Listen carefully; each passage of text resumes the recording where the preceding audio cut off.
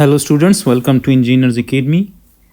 Do hit the subscribe button if you are here for the first time.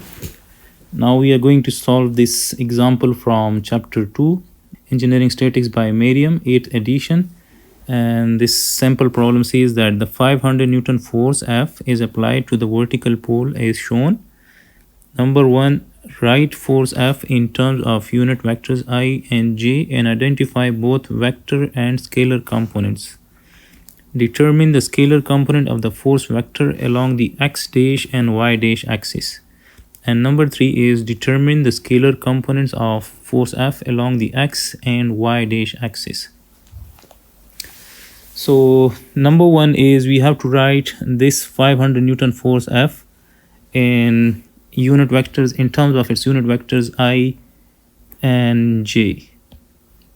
So this is our positive x-axis. So this will be our positive I direction, and this is our positive y direction, and this is our positive j direction. So we need to resolve this 500 Newton force along the x and y axis.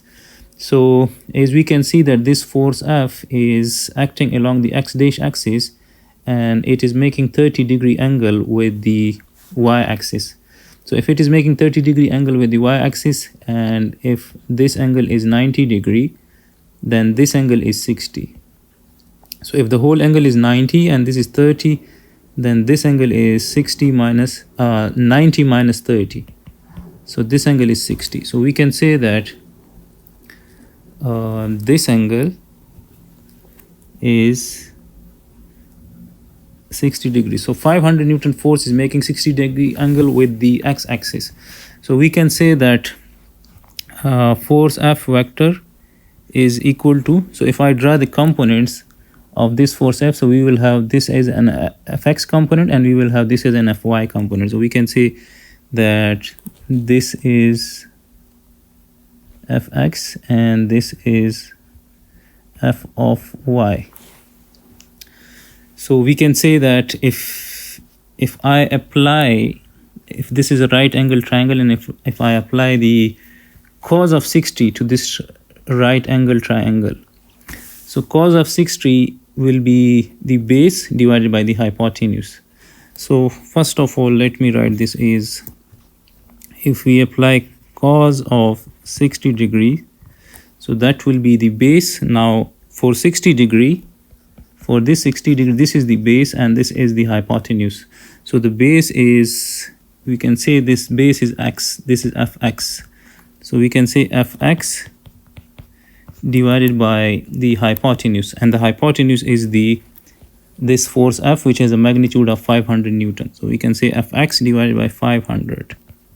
So from this we can say that Fx is equal to 500 cos of 60. And similarly, if I apply sine of 60 to this right angle triangle, so we can say that sine of 60 is perpendicular divided by hypotenuse. So now for sine of, for this 60-degree angle, this is the perpendicular, and the hypotenuse is again that force F.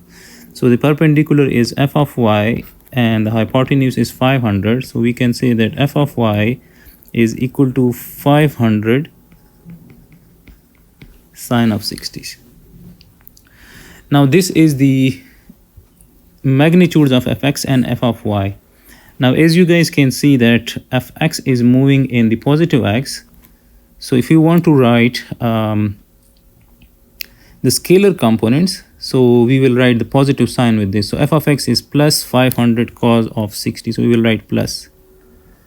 And similarly, this F of y is acting in the downward direction while the positive y direction is in the upward direction. So this means that F of y is negative. So we can say that F of y is minus 500 sine of 60. Now these are the scalar components. Fx is 500 cos of 60 and F of y is minus 500 sine of 60. Now if you want to write, since in the first part of the problem it says that write F in terms of unit vectors I and j and identify both its vectors and scalar components. So these are the scalar components. So we can say that scalar components f of x is equal to 500 cos of 60. So let's find 500 cos of 60, which is 250. So this is 250 Newton with plus sign.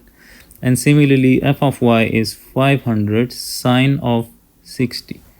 So f of y is negative 433 Newton approximately. So these are the scalar components. Now the vector components,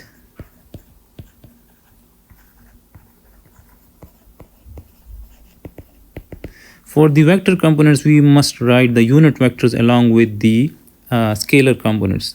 So along with these magnitudes we must write the I and j. So now as you guys can see that f of x, this is fx is moving in the positive x, so fx is directing in the positive x, so this means that fx is in the I direction.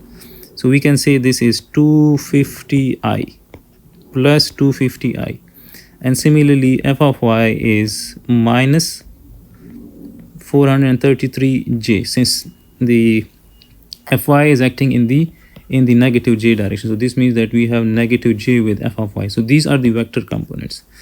And now if we combine both of these, we can write that force F as a Cartesian vector, and Cartesian vector is always a vector which we write in terms of I and j. So we can say that Cartesian vector of force F, so F vector is equal to Fx. These are vectors, so for the vector components we must write vectors as well. So this is Fx vector and this is Fy vector. So we can say F vector is equal to Fx vector plus Fy vector. So we can say that F Cartesian vector is plus 250i minus 433j. So this is the Cartesian vector representation of that force F which is acting along the x dash axis. So this is the solution to the first part of the problem. Now you guys must note that from these two, you guys must note that if the angle is made with f of x, again I repeat that if the angle is made with f of x, then f of x will be the cos component. So you guys can see that this is f of x and the angle is made with the x-axis.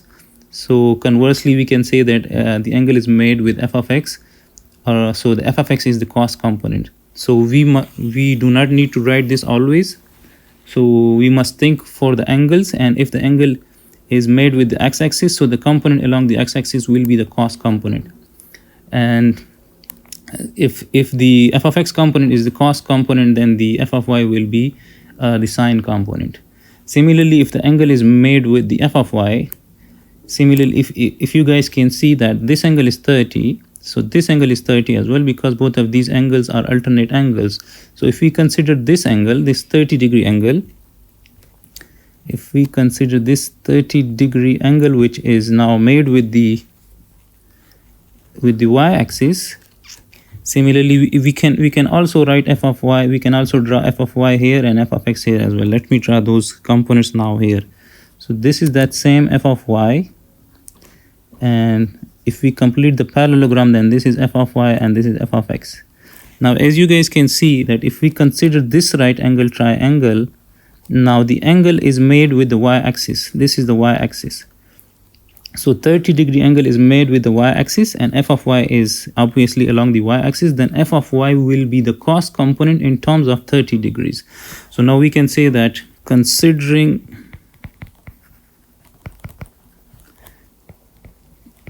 angle 30-degree with y-axis, then f of y is the cos component. You guys can see if we consider this 30-degree angle, then the angle is made with the y-axis and f of y is along the y, so then f of y will be the cos component. So we can say f of y will be 500 cos of 30 degrees, and since f of y is in the negative y direction, so we will write minus. Now as you guys can see, if I find 500 cos of 30, we will get the same answer, 433. So this is, we can say, minus 433 Newton. So you guys must remember that if the angle is made with the x-axis, then f of x will be the cos component, and if the angle is made with the y-axis, then f of y is the cos component. So now if I apply the cos of 30 degrees to this right angle triangle, let me apply cos of 30. So cos of 30 will be, so if we apply cos of 30 to this right angle triangle, then cos of 30 will be the base. This will be the base now, and the hypotenuse is that force F. So f of y divided by 500. So cos of 30 is f of y divided by 500. So similarly, if we multiply both sides with 500, then f of y is obviously 500 cos of 30. So this is very important. The conclusion is that if the angle is made with the y-axis, then f of y is the cos component, and if the angle is made with the x-axis, then the x component is the cos component. Similarly, if in terms of 30 degrees f of y is the cos component, then f of x will be the sine component. So we can say f of x is 500 sine of 30 degree. And since f of x is acting in the positive x, we will write plus. So this is 250 Newton. Now the second part of the problem says that determine the scalar components of the force vector F along the x dash and y dash axis.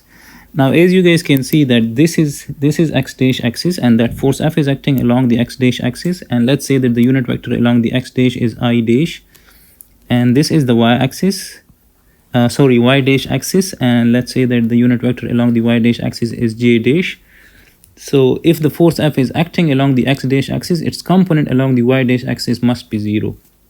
So we can say that for the solution of part 2, we can say that fx is 500, since the component along the y dash axis is 0, then the fx dash will be 500 in the I dash direction, since the whole amount of the force, the total force 500 Newton, is acting along the x dash, and there is no component in the y dash axis. So we can say that fx dash is 500 plus 500 I, since it is acting in the positive x dash direction and in the positive I dash direction.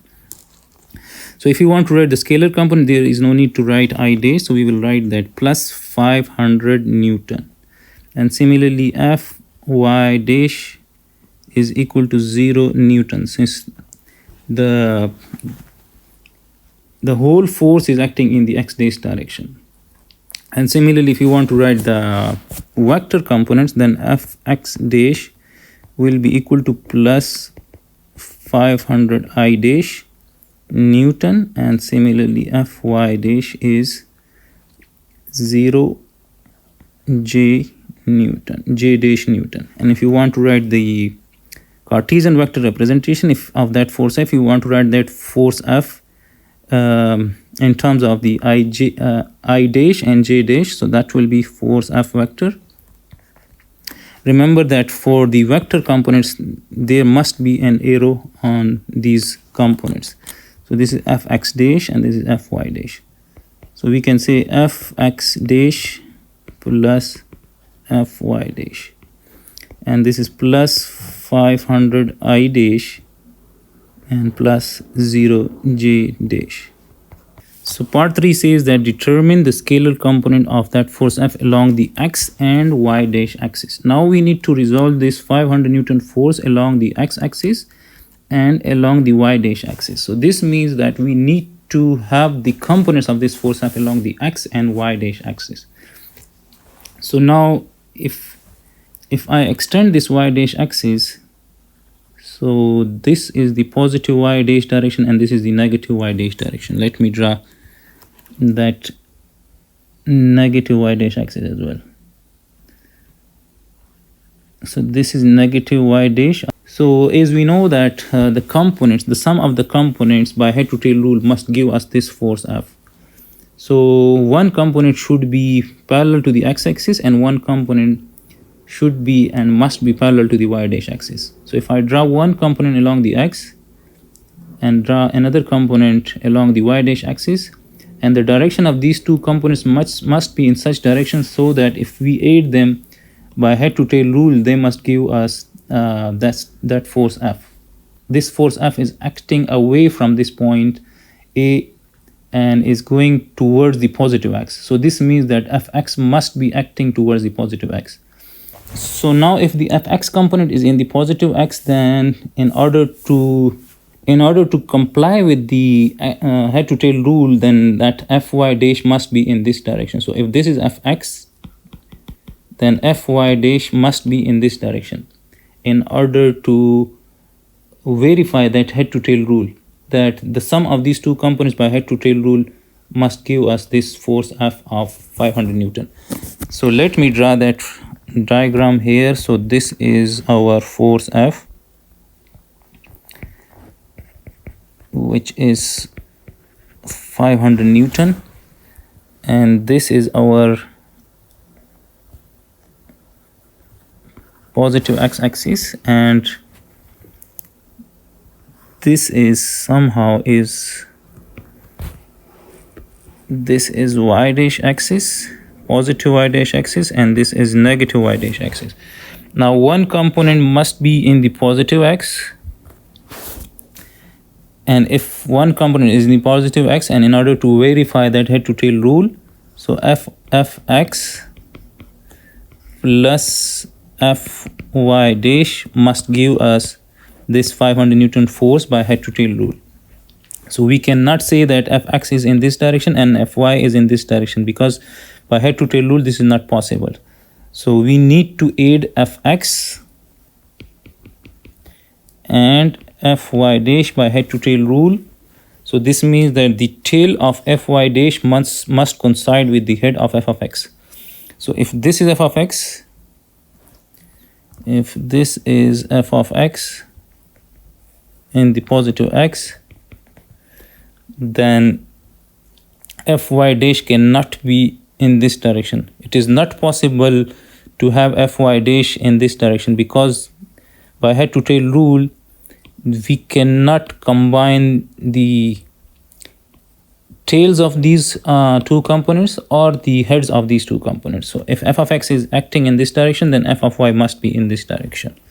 So we can say that this is f of y dash. So this means that this is positive y dash, this is negative y dash. So this means that fx is in the positive x direction, that is in the positive I direction, and fy dash is in the negative y dash direction, or we can say in the negative j dash direction. Now as we are given that force F is making 30 degree with the vertical line, with the pole. So now if this angle is 30 degree, we know that with fx it is making 60 degree angle. So let me draw that angle 60 degree here. This x-axis and y dash axis, they are making 30 degree angle with each other as well. So we can say that this angle is 30 degree angle as well. So we are given in the problem statement that this angle is 30 degree. This angle is 30 degree. So now if you guys can see that this fy dash is parallel to this axis, so this angle and this angle, both of these angles are alternate angles as well. So if this is 30, then this is 30. So let me write that this angle is 30 as well. So now as you guys can see, we can find this total angle. So the sum of the angle of a triangle is equal to 180 degrees. So let me erase this. There is no need to draw this angle. We can find this angle directly. We can find this angle directly. So if this is 60, this is 30, then this is 90 degree. So we can say that the sum of the angle of a triangle is equal to 180, and if this angle is, let's say, angle theta, then we can say that 60 degrees plus 30 degrees plus theta, this must be equals to 180 degree, and we can say that theta is equal to 180 degree minus 60 minus 30 degree, this is equal to 90 degrees. So this means that that theta angle is, this is equal to 90 degree.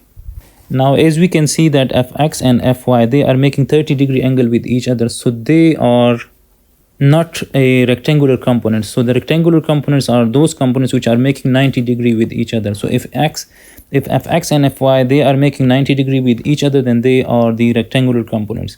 So now in this particular case, since the angle between fx and fy is 30 degree, which is less than 90 degree and not equal to 90 degree, fx and fy dash, they are non-rectangular components. So if they are non-rectangular components, we cannot use that method of applying the cos theta and sin theta. So now when they are non-rectangular components, we must use the law of sines and law of cosines. So now if we apply the law of sines, to that triangle, to this triangle, so we can say that this is 500 and this is fx and this is fy dash. So we can say that fx divided by the sine of the opposite angle. So the opposite angle to fx is this 90 degrees. So sine of 90 degrees is equal to 500, this 500 divided by the sine of the opposite angle, which is 30 degrees. So sine of 30 degrees. Now multiplying both sides of equations with sine 90, so this will cancel out and we will have fx equals to 500 divided by sine of 30 multiplied by sine of 90. So we can say 500 divided by sine of 30 multiplied by sine of 90, and sine of 90 is 1. So this means that fx is 1000 Newton, and as we know that fx is in the positive x, so the scalar component of that force F along the x-axis is plus 1000 Newton. So we can say this is plus 1000 Newton. Similarly for Fy dash, we can apply the law of sine. So we can say Fy dash divided by the sine of the opposite angle, which is 60 degree. So we can say Fy dash divided by sine of the opposite angle, which is 60 degree, is equal to again that 500 divided by sine of the opposite angle, which is 30 degrees. So now from this we can say, if we multiply both sides of equation with sine of 60, then we can say that Fy dash is equal to, let me write it here, sine of 60 multiplied by sine of 60. This will cancel out and we can say that 500 divided by sine of 30 multiplied by sine of 60 is 866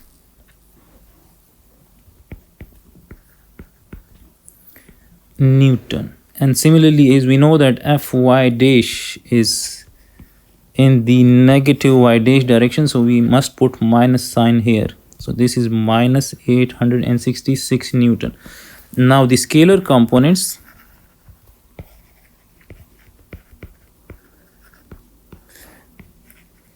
along x and y dash axis